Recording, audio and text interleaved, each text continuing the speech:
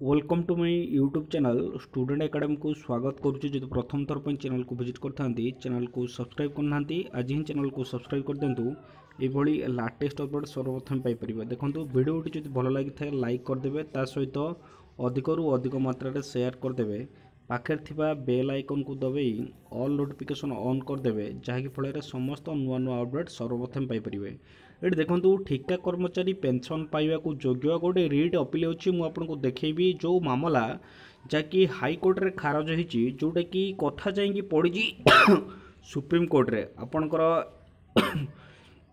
ओडिशा सरकार ता सहित जो कर्मचारी अच्छा सहित जो जोटी हाईकोर्ट रे जो कथा विचार हो पारा ना सेटा आपनकर सुप्रीम कोर्ट को जाइए। मुझे देखेबी ठिका कर्मचारी पेंशन पाइबा योग्य पूर्व गोटे नियम थिला जो कि ठिका कर्मचारी जो मैंने अच्छा से माने नियमित हेबे नियमित होला परे से माने पेंशन पाइबा योग्य यह आपनकर थिला। जदि वर्तमान देखिबा एडी जो स्पष्ट अछि कि वर्क चार्ज जो मैंने अच्छा आउ ठिका कर्मचारी मध्य स्पष्ट पार्थक्य रही। Odisha civil service pension rule उपरे सुप्रीम कोर्ट टिप्पणी देइचंती जो कि आउटसोर्सिंग कर्मचारी बा ठिका कर्मचारी जदि कहबा से माने पेंशन पाइबा योग्य। ये आपको मुझे देखा वीडियो को कंप्लीट भाव में देखिए।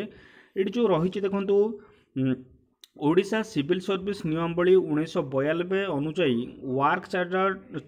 वर्क चार्ज कर्मचारी और ठिका कर्मचारी के मध्य स्पष्ट पार्थक्य रही सुप्रीम कोर्ट कहते 1992 नियम अनुसार ओडिशा हाईकोर्ट एक रिट परमिशन को खारज कर देता। ओडिशा हाईकोर्ट से जो रिट परमिशन को खारज कर देता यह को चैलेंज करी ओडिशा सरकार दायर करथिबा केते गुडी सिविल अपील को सुप्रीम कोर्ट शुनाणी ग्रहण करते। रिट पिटिशन दायर अहेतुक विलम्ब हाईकोर्ट रिट अपील को खारज कर देता। जो डिले हेलाडू बा लेट हेलाडू हाईकोर्ट अपील को खारज कर देता। जस्टिस सुधांशु धूलिया एवं अंशदुनी अमल ठारू खंडपीठ कहते ओडिशा पेंशन नियमावली 1992 रूल 3 एवं रूल 6 को अवलोकन कले पार्थक्य स्पष्ट होता है। जदि तो आपण 1992 जो नियमावली थिला रूल 3 और रूल 6 जो देखिए पार्थक्य स्पष्ट होची। से उल्लेख रही वर्क चार्टर्ड कर्मचारी माने बिना अवरोध रे 5 वर्ष किंबा तदूर्ध्व समय पर कार्य करते। जो वर्क चार्टर्ड जो मैंने अच्छा से माने बिना अवरोध रे माने किए बाधा दे पारिबे नहीं 5 वर्ष से माने काम करेंगे पर से माने एक पेंशन योग्य प्रतिष्ठान रे समान किंबा भिन्न पदवी रे सामयिक भाव रहिबे तापर से माने एक पेंशन योग्य प्रतिष्ठान रे सामयिक भाव का भिन्न भाव रहिबे स्थायी भाव नियुक्त हो पारती। ओडिशा पेंशन नियमावली 1992 अनुसार जो वर्क चार्टर्ड भाव से चाकरी काल पेंशन योग्य जो माने वर्क चार्टर्ड अच्छा से माने जेमती पेंशन पाउछन्ती सेमिति जो माने ठिका कर्मचारी रहिले से माने चाकरी काल पेंशन योग्य बोली एठी आपनकर से 1992 रूल आपनकर 3 आ गोटे 6 जो अछि से नियम अनुसार कहि खंडपीठ आउरी कहिसन्ती वर्क चार्टर्ड कर्मचारी माने Odisha work charged employees appointment and condition of service निर्देशनामा 1974 अनुजाई परिचालना होता है। यही निर्देशनामा ओडिशा सरकार साधारण प्रशासन विभाग जारी करता है। ओडिशा सरकार नियमित कर्मचारी मानकर राज्यर विभिन्न विभाग मंजूरी प्राप्त पदवी कार्य करते।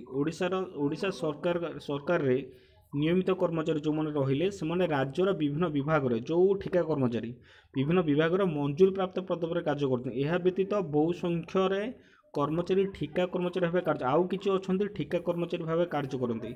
सेमान मुख्यतः सर्वे और जमीजमा नक्शा प्रस्तुत करने उद्देश्य नियुक्त होता है। चाकरी पेंशन योग्य सर्विस नुहे एपरिक से दीर्घ वर्ष पर्यंत ठिका कर्मचारी भाव रही को पेंशन सुविधा गणा जाई न थाए और अवसर पर कौन पेंशन पाई न था अवसर पर कौन पेंशन पाई न ठिका कर्मचारी। किंतु ये आप देखिए 1992 एक खंडपीठ एभली एक मामला विचार करते ठिका कर्मचारी को पेंशन दिया नजिबा एक अनुचित कार्य। ये आप देखिपे 1992 मसीह कहला कि ठिका कर्मचारी को पेंशन दबा नदबा एक अनुचित कार्य एवं संविधान अनुच्छेद 14 उल्लंघन बोली हाईकोर्ट विवेचना करते। अधिकांश ठिका कर्मचारी परवर्ती समय नियमित होते कार्यकाल शेष बेलू होता है। तेणु कर्मचारी पेंशन योग्य चाकरी बाध्यतामूलक 10 वर्ष कार्यकाल पूरण करें न था। तेणु ठिका कर्मचारी अवसर ना पूर्व नियमित होते पेंशन पाइबा योग्य विवेचित हो न था। कि देखा से 10 वर्ष चाकरी कलापर भी जब ठिका कर्मचारी भाव कार्य करती अवसर पूर्व से पेंशन दिया न जाए दिया हो न था। परवर्ती समय 1997 ओडिशा सरकार ऑफिस मेमोरांडम प्रकाश करते जो हाईकोर्ट जहाँ कही ताहा दोहरा जाइतिला।